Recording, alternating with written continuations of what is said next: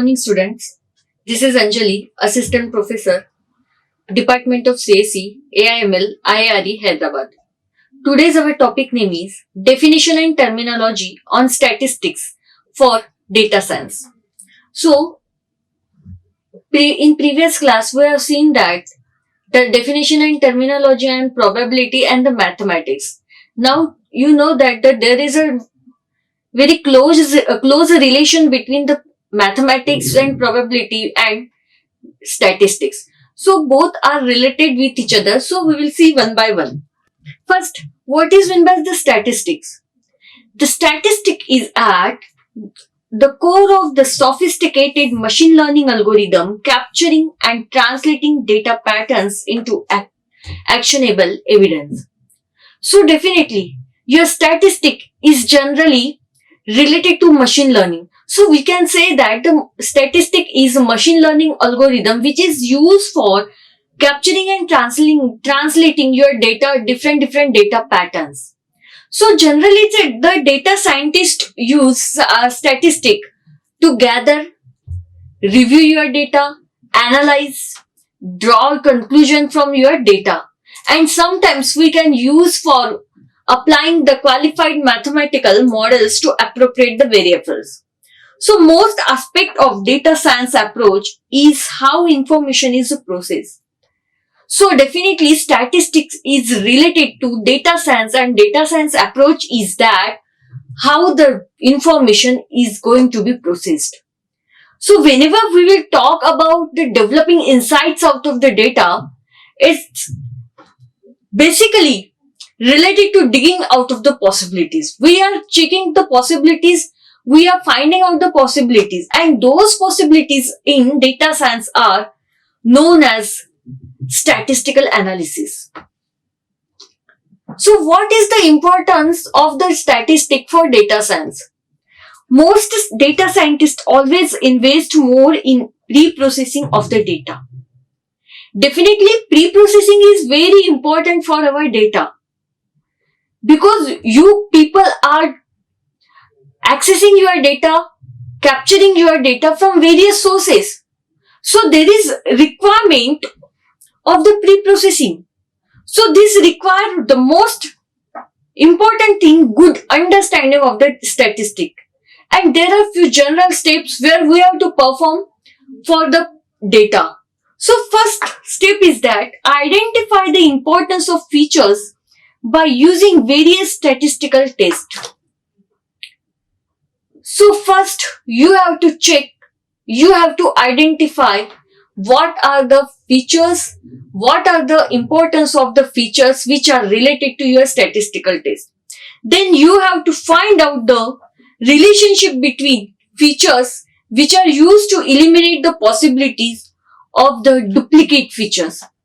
Then you have to convert the features into required format. And the normalizing and scaling the data, this step also involves the identification of the distribution of data and nature of data. So definitely first you have to identify the importance of the features. Then you have to find out the relationship between the features which are used to eliminate possibilities of duplicate features. Then you have to convert the feature into required format. After that, you have to perform normalization and the scaling process on this data. And after that, you have to take the data for further processing by using the adjustment for the data. Now, why we have to use the statistic? Nowadays, you know that every organization is working with the data. So this explains that why the demand for data scientists and the analyst is rising so quickly. Definitely nowadays data is vast. There is huge amount of data available. So there is need of the data scientist, data analyst. Because data scientist and analyst, this can work with the data. So we can take one of the examples of the statistic. In medical industry, statistics are extremely important. Scientists must present statistically valid rate of effectiveness before any drugs are prescribed. Behind every medical study is a statistic. So we often predict the future in daily life. So we can take the one of the best example which is related to medical field. And if medical field means, definitely there is so much data. There is vast amount of data. So every time we can check related to data, we can check effectiveness of the data. And this medical study is totally related to your statistics. So this is the best example of the statistic. And when we are uncertain to whether we will be awake in morning or not, so this is also statistic. What is meant by the statistics? Statistics means just we can say the one of the possibilities. So again, there is another prediction we can keep.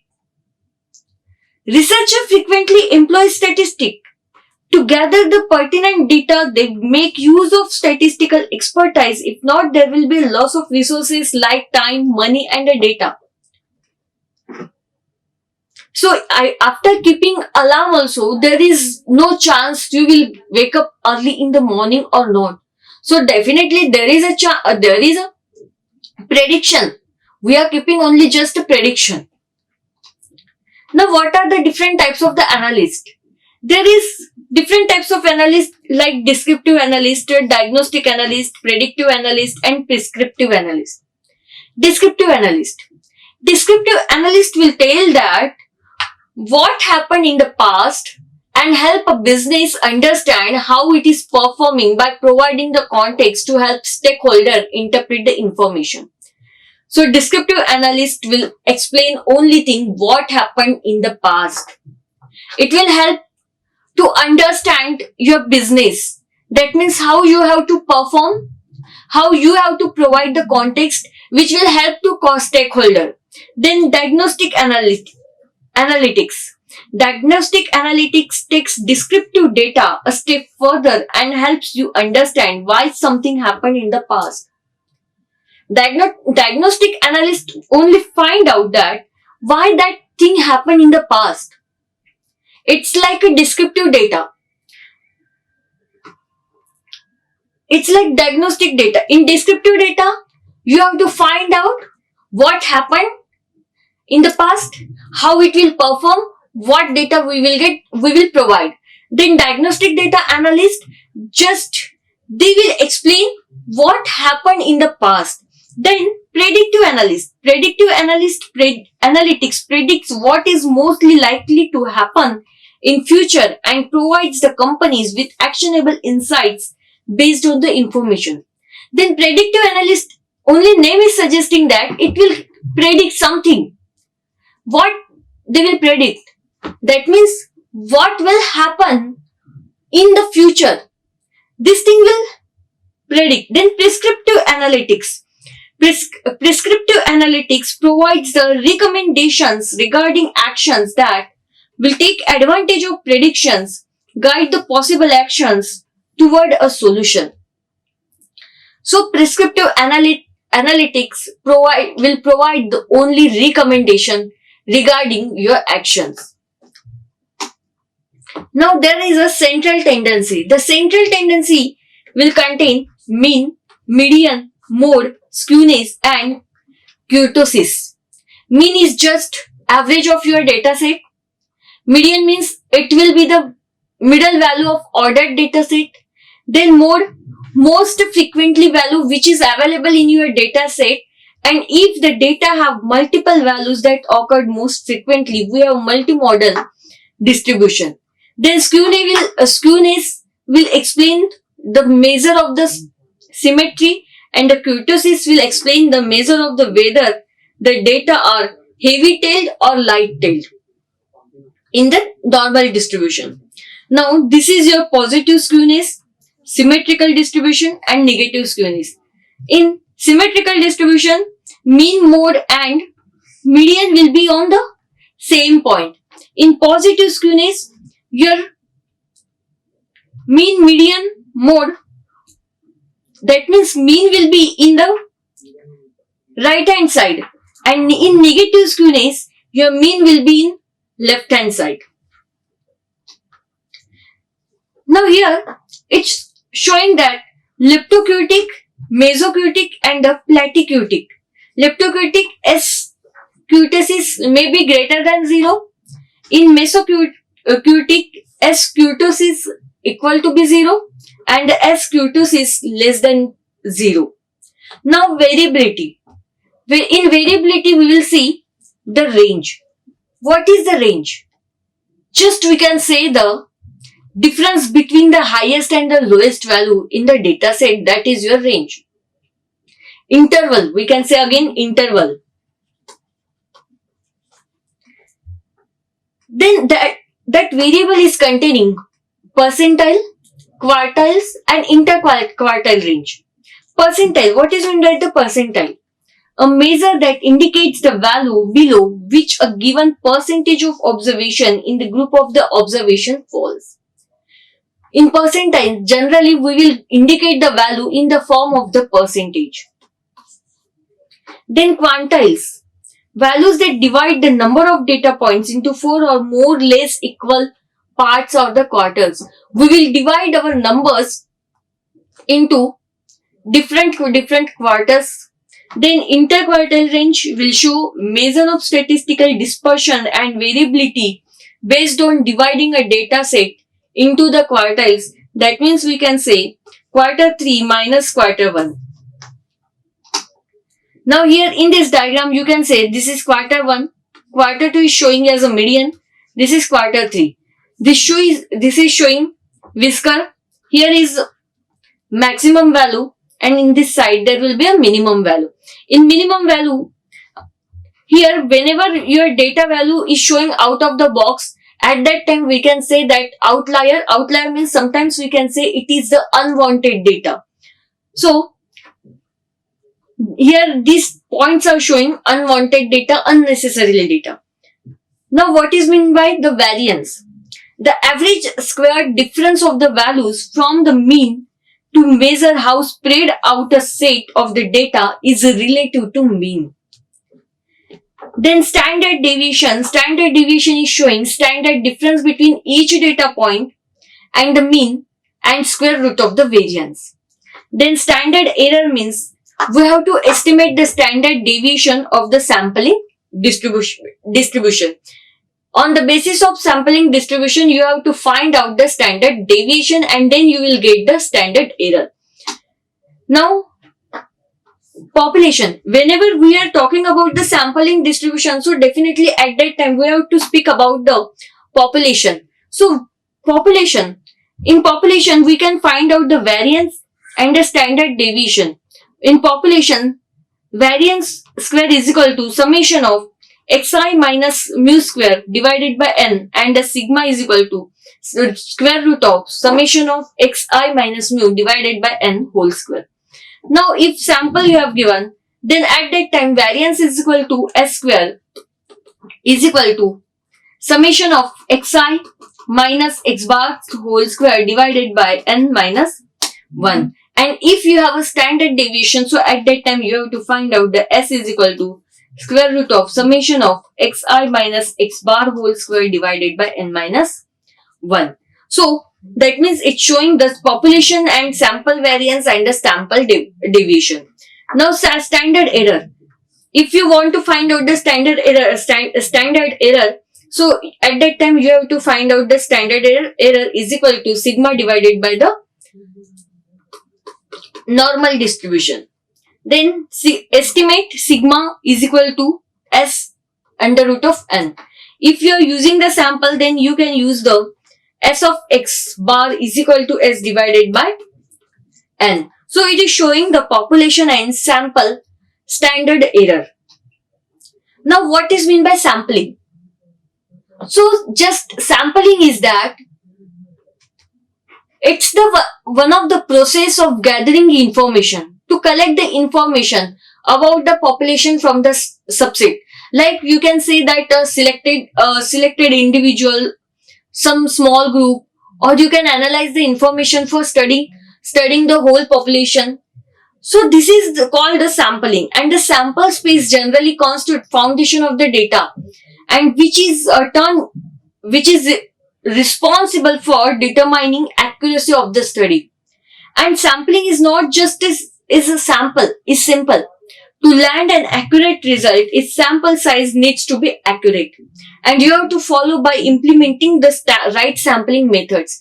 And totally, those right sampling methods will be totally based on your sample size, and that sample size is totally based on the population. Now here, you can say that this is the sample and this is the population. Sample is by we are performing the sampling technique, and we will get the some only part of the population. This is showing the data under investigation. That data can be in the form of very large, can be difficult to investigate. So what are the sampling steps? There are different sampling steps. First step is that you have to identify and you have to define your target group or population. What you have to target, what you have to find out, you have to first mention your population. Then you have to create your sampling frame. On the basis of sampling frame, you can find out you can find out your population. Then you have to select right sampling method. Which sampling method will be used here? You have to define. Then next one is that you have to specify your sample size. And after that, after specifying the sample size, you have to collect required sampled data. Now what is meant by data sampling? The most straightforward way to sample data is with simple random sampling. Simple random sampling is very easy method where we can use for the sampling, and essentially subset is built of observation that were chosen from larger data set purely by chance, and each observation has the same chance being selected from the larger set. Actually in that set there are different observation, and every observation will get this equally chance to get the selected. And simple random sampling is extremely simple and easy to implement. Here the data sampling is very easy to implement and it's very simple. So data sampling, just we have to sample our data with the data random sampling. Then you can build your observation. There are equally chance to every observation to get the select, and after that the data sampling is very easy method. It's very easy to implement. Then what are the different uses of the data sampling? Generally the data sampling is a statistical analysis technique to use select, process and analyze a representative subset of the population. Then it is also used to identify pattern, extrapolate trends in an overall population. And the data sampling plays a crucial role in determining the validity of an outcome in statistical analysis. So there are different uses of this data sampling. First one, data sampling is used in the statistical analysis technique. Why we are using the statistical techniques? Only for selecting, processing and analyzing your subset of the population, we are using the data sampling. Then by using the data sampling, we can identify the patterns, we can extrapolate our trends in overall population. Then the next one is that with the help of the data sampling, we can determine the validity of the outcomes. Now empirical rule. Generally empirical rule are referred 3 sigma rule, and that 3 sigma rules means 68, 95 and 99.7 rule. And this is a generally statistical rule which are defined in the normal distribution, and every observed data will fall within this 3 standard deviation. This 3 standard deviation we will use every time, and we can observe our data with the help of different techniques. Now in particular empirical rule, you can predict that In normal distribution, 68% of observation fall in first standard deviation, that is showing mu plus minus, that is sigma. Then 95% will fall within the second standard deviation, that is showing mu plus minus 2 sigma. And the third one is that 99.7 will fall 3 standard deviation, first 3 standard deviation, that is mu plus minus 3 sigma, that is of the mean. So these are the standard deviation which are following in the normal distribution. Now, how is the empirical rule used?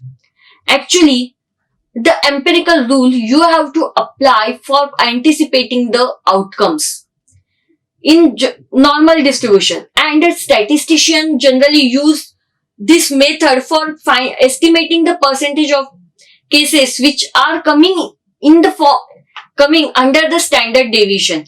Now you have to consider the standard deviation like a 3.1. That means mean equals, we can take 10. And in this case, first standard deviation would range between the 10 plus 3.2 to 10 minus 3.2. This is our range.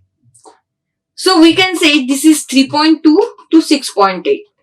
Then second division, that is 10 plus 2 into 3 into 2. At the 10 plus 10 minus 2 into 3.2. This is another range. That means it's showing that 16.4 to 3.6. Then what is the purpose of empirical rule? In most cases, empirical rule is primarily used to help determine outcomes when not all the data is available. When we will use the empirical rule? Let's consider you don't have any data available, so but you have to find out your outcome. So at that time, you can use your empirical rule. Then it allows the statistician or those studying the data to gain insight into where data will fall once all is available. Again, it will help to statistician for studying the data to gain different outcomes, and empirical rule also help to test how normal a data set is. Next one is point estimation. In statistics, point estimation involves the use of sample data to calculate single value. Generally, point estimation is used for finding a single value, which is known as point estimate, and we can identify a point in parameter space, which is used to serve as a best guess, or we can say that is your best estimate of unknown population parameter. Then it's application of point estimator to the data to obtain point estimate. Then point estimators are defined as a function that can be used to find the approximate value of a particular point from given population. By using the point estimation method, you can find out the approximate value for a particular point which is given by the population parameter. Now the sample of the population generally is used for finding out the point estimate or statistic, which can act like its best estimate, which is related to total unknown parameters. And point estimation can be contrasted with interval estimation. Like we can say interval estimates are typically confidence interval in case of frequentist inference, or credible intervals in case of Bayesian inference. So point estimate can be contrasted with the set of estimator, and for example is that confidence sets or credible sets. Now there are different properties of the point estimate. One is the consistent and another one is the unbiased. The consistent will explain that the larger is the sample size, the more accurate is the estimate. So if there is a large data set, then definitely you will get the accurate output. Then unbiased, the expectation of the observed values of various sample equals the corresponding population parameter. So there another example is that we can say sample mean is unbiased estimator of the population mean.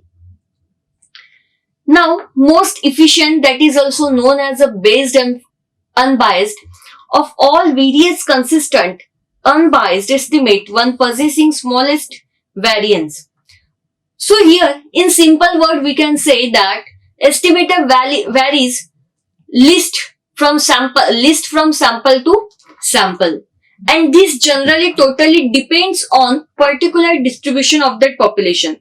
For example, there is a more efficient than the median. Mean is more efficient than the median.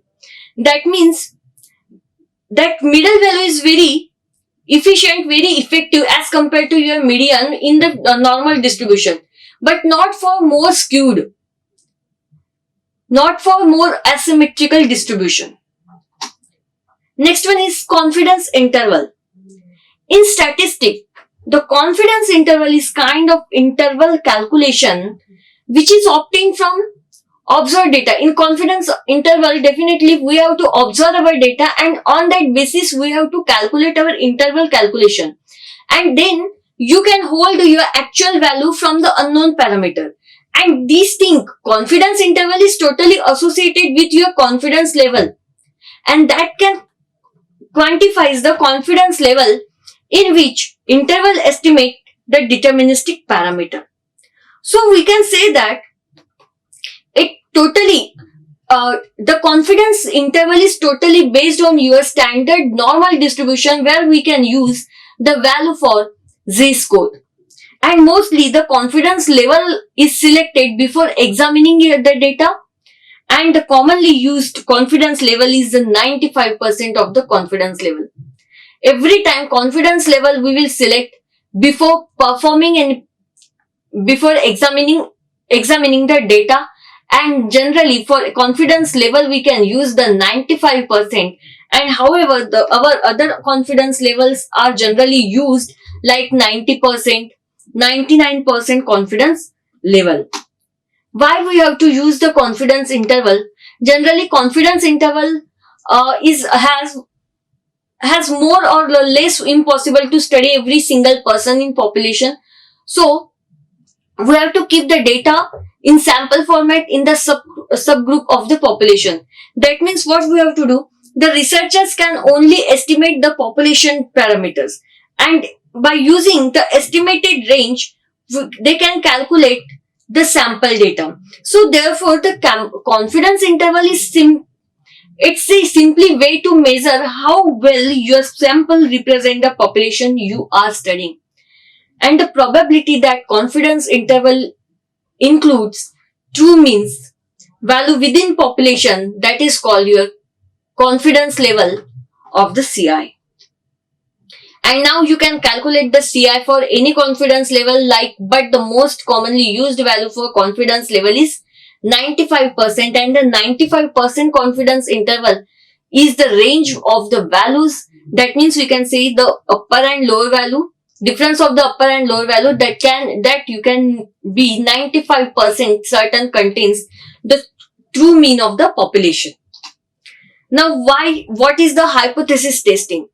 The hypothesis testing sometimes we can call the significance testing, and it is act in statistics whereby analysts test an assumption regarding the population parameter, and the methodology employed by analysts totally depends on the nature of the data, what type of data you have, and what are the reasons for the analysis. And this hypothesis testing is used for accessing the plausibility of the hypothesis, and for that we have to use our sample data, and such data may come from a larger population, or we can say from data generating process, and the population word is showing that used for both the cases in the following description, that is null hypothesis. What is meant by the null hypothesis? The null hypothesis is concise mathematical statement which is used for indicating there is no difference between the possibilities. Whatever you got the possibilities, in that both possibilities there is no difference. In other words, we can say no difference between the certain characteristics of the data, and we can assume that the outcomes of the experiment are totally based on the only one chance. That null hypothesis we can show, we can denote by using the H naught. And the hypothesis testing is generally used to conclude if your null hypothesis can be rejected or not. Suppose experiment is conducted to check if girls are shorter than boys at the age of 5. This is just experiment we have to conduct. So on that basis, the null hypothesis will say they are the same height. So that means there is no difference. Or we can say there is zero difference. So that is your null hypothesis. Then alternative hypothesis. The alternative hypothesis is alternative to null hypothesis, and it will show that the observation of experiments are due to some real effect, and they will indicate that your significance, statistical significance between two plausible outcomes can be denoted as H1 or HA. And alternative hypothesis, we can take one that same example which we have taken in null hypothesis. That hypothesis can be girls are shorter than boys at the age of the 5. So this is alternative hypothesis. Then hypothesis testing, z-test. Z-test is way of hypothesis testing that is used for large sample size. That sample size may be n or greater than equal to 30. So in this case, we can use the z-test, z-value. And generally, z-value, z-test is used for determining whether there is difference between the population mean and the sample mean. And when we will use only when the population standard deviation is known. Here we have to know that population standard deviation, and it can be used for comparing the mean of two samples, and it's used to compute the z-test optimistic by using the formula. And if you have a one sample, then you can use the z is equal to x bar minus mu divided by sigma under root of n. But if you have two samples, so at that time you can use the x bar minus x2 into mu1 minus mu2 divided by sigma 1 by n1 square divided by sigma 2 square. So this is totally depends on your samples. Now what are the importance of the hypothesis testing? The hypothesis testing is generally used for accessing your hypothesis, plausibilities of the hypothesis. Then they can provide the concern plausibilities of the hypothesis, and that statistical analysis tests your hypothesis by measuring or examining your random sample which is related to population. Now how you have to perform your hypothesis test? There are 5 steps, and every step is showing that first you have to specify your null hypothesis, then you have to find out the alternate hypothesis. After finding, you have to find out the significance level, and after getting the significance level, after setting a significance level, you have to calculate your test statistic and corresponding p-value, and then after that at the last you will get the conclusion related to hypothesis test. Now what test is used for hypothesis test? Actually for hypothesis test we can use the t-test. Generally t-test is used for hypothesis testing tool which is used to test of assumption which is related to population. And t-test looks at the generally t statistic, t distribution values and the degrees of the freedom for determining your statistical significance. Then now how do you know which statistical test you have to use? There are three criteria, and these three criteria you have to use: the number of the variable, types of data or level of the measurement, and then you have to find out the type of the study design. That means type of study means just where you have to check that value is paired or unpaired, and again you have to check the data level, that is continuous, binary or categorical. Now measurements mean in statistic. Here statistical measures are generally descriptive analysis technique which is used for summarizing some of the characteristics of the dataset which are totally related to your dataset, and these datasets generally represent whole population or sample, and these statistical measures can be classified: measure of the central tendency and the measure of the spread. Now there is a arithmetic mean of the dataset. The common measure of central tendency is that arithmetic mean, and in layman's terms we can say that mean of data is indicating just, we can say, the average of the collection of data. Average, whatever you have collected, just we will get the average. It's equal to sum of all values in the group of data and divided by the total number of the values. So for n values, x1, x2, xn, and that means we can say x1 plus x2 plus x3 plus xn divided by n value. This is average.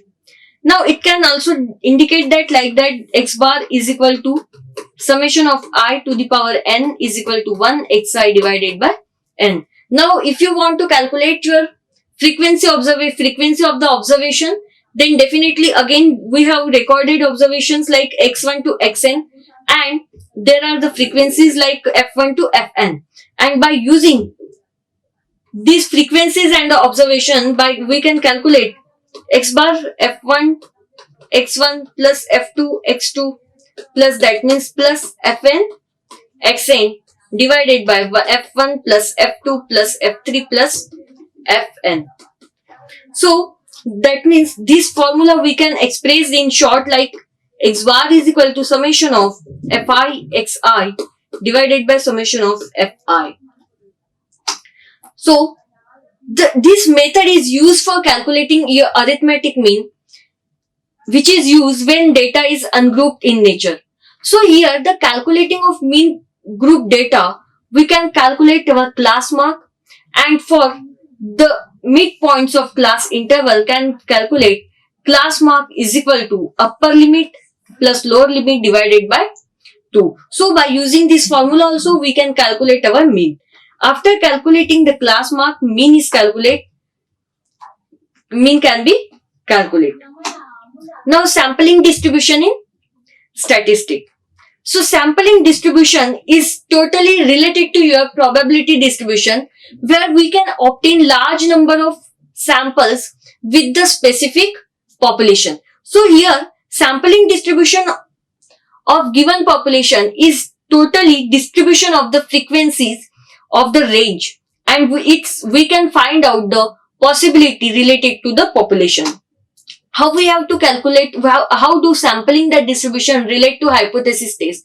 Whenever you will perform the hypothesis test by using the single population, that means we can say that normal distribution.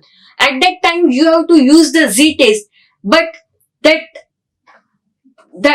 can contain the simple random sample from the population. So the population you are testing is normally distributed, or we can say that sample size is sufficiently large. So these are the references. You can go through this. Thank you. Like, share and subscribe. Hit the bell icon for more updates.